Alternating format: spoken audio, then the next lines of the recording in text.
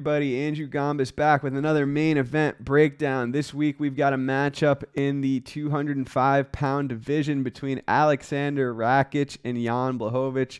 Jan Blachowicz coming off of a loss to Glover Teixeira. He was the champion heading into that fight. He was a decent-sized favorite.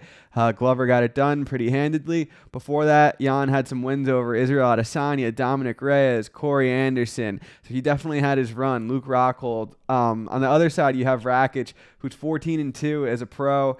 He may not be the most exciting fighter, but he's very effective. Most recently defeating Thiago Santos and Anthony Smith by decision.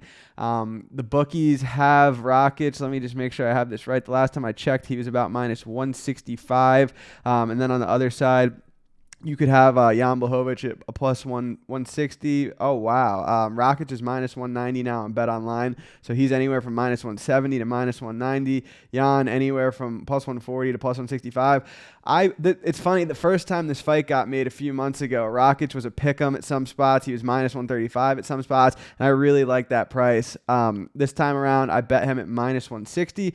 So it's a smaller bet because it's only that minus 160, but if it were a pick'em, it would definitely be a bigger bet. I do favor him comfortably in this matchup for the following reasons. Number one, Jan, 39 years old. The last time they were supposed to fight, he pulled out with a neck injury. I do think he's well past his prime, and not to take anything away from his run, but he did have some fortunate matchups at 205. He fought a lot of guys that were coming up from 185. And on the other side, Rakic, he's just pretty solid all around. Like I kind of think he has Jan covered. Wouldn't surprise me if he wins on the feet. Wouldn't surprise me if he wins it with takedowns. He's a good chin, so the shot of Jan KOing him, I feel like, is pretty small. I do think that Rakic may land a lot of leg kicks here. He's big. He's good at cage pressing. I do think he could mix in some takedowns against Jan, and I definitely like him in this spot. I feel like this is going to be a very boring main event. I do think it goes to decision, so I think the over is also worth a look. But yeah, I'm picking Rakic to win. I have him like minus 200, minus 225 if I were the one setting the line. I don't mind the over 4.5 at plus 110, but at the same time, I'm probably not going to bet it because at the end of the day, they are large men who hit hard. So the pick is Rakic. The bet is Rakic.